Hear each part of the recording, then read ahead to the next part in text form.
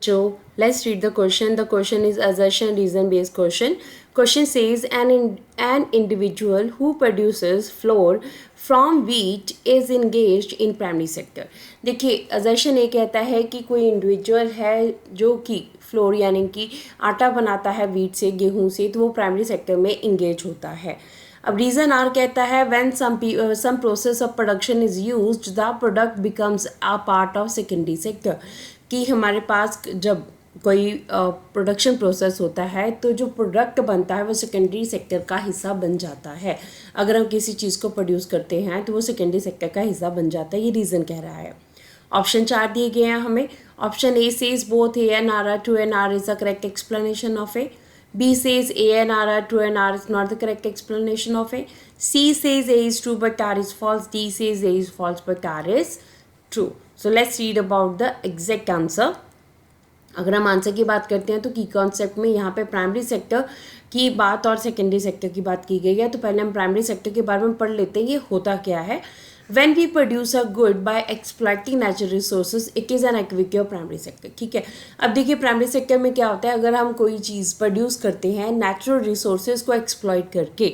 For example अगर हम यहाँ पे बात करते हैं, अगर हम कॉटन को प्रोड्यूस कर रहे हैं, ठीक है, अगर हम कॉटन को प्रोड्यूस कर रहे हैं, कॉटन को हमने लगाना है तो कॉटन कहाँ पे लगेगी, कॉटन सॉइल में लगेगी. और सॉइल हमारे पास क्या है, एक नेचुरल रिसोर्स है. ठीक है, सॉइल जो है हमारे पास एक नेचुरल रिसोर्स है. और नेचुरल रिसोर्स जो सॉइल है इसको एक्सप्लॉइट करके इसमें हम लोग जो हैं अपने फर्टिलाइजर्स और वीडीसाइड्स और पेस्टिसाइड्स यूज़ करके क्या होगा, हम कॉटन को ग्रो करेंगे. तो कॉटन हमारे पास जो प्रोडक्ट आएगा वो किसका प्रोडक्ट आएगा, वो प्राइमरी सेक्टर का प्रोडक्ट आएगा.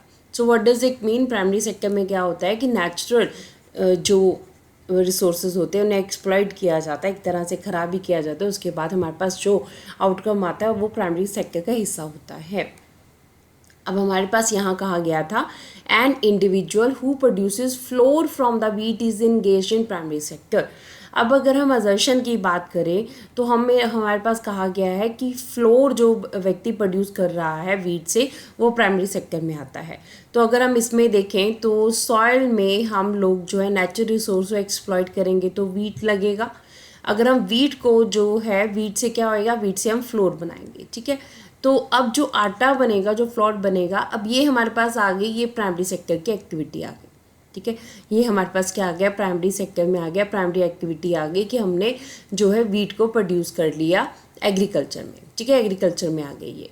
इसके बाद हमारे पास क्या है, यहाँ पे फ्लोर जो है वो फ्लाट जो है वो कैसे बना, आटा जो है कैसे बना, वो सेकेंडरी सेक्टर में बना. ठीक है, ये कहाँ पे जाएगा, ये आटा मशीन में जाएगा या आपके पास जो है किसी मिल में जाएगा. और मिल में जाने के बाद क्या होगा, यहाँ पर इस आटे को बनाया जाएगा.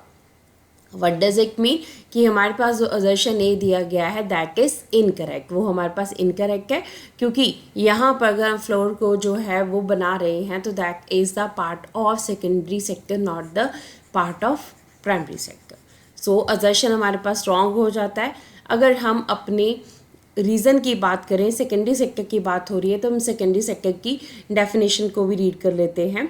अब देखिए सेकेंडरी सेक्टर जो है वो क्या होता है, it covers activities in which natural products are change into other forms through ways of manufacturing that we associate with industrial activity. ठीक है, इसमें क्या होता है, इंडस्ट्रियल एक्टिविटी होती है, मैन्युफैक्चरिंग होती है, प्रोडक्शन प्रोसेस होता है.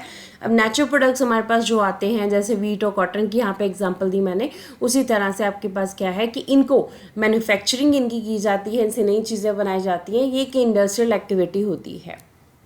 अब अगर हम रीज़न की बात करते हैं तो रीज़न आर हमारे पास कह रहा है when some process of production is used the product becomes a part of secondary sector. ठीक है, आप कुछ प्रोसेस जो है प्रोडक्शन का यूज़ कर रहे हो, जैसे आप वीट से जब फ्लोर बना रहे हो तो व्हाट डज इट मीन, आप कुछ टेक्निक्स को यूज़ कर रहे हो तो ये किसका पार्ट बन जाता है, ये सेकेंडरी सेक्टर का पार्ट बन जाता है. तो ये हमारे पास बिल्कुल करेक्ट है. So what does it mean, हमारे पास ए जो है वो रॉन्ग है एंड आर जो है वो करेक्ट है. तो सी ऑप्शन बिल्कुल हमें सही है कि ए ट्रू, डी ऑप्शन हमारे पास करेक्ट है. सो डी ऑप्शन में हमारे पास क्या आएगा, ए फॉल्स है बट आर जो है वो ट्रू है. So answer is D Option D, A is false but R is true. This is the answer of the question. Hopes you understood the question as well as the answer. Thank you.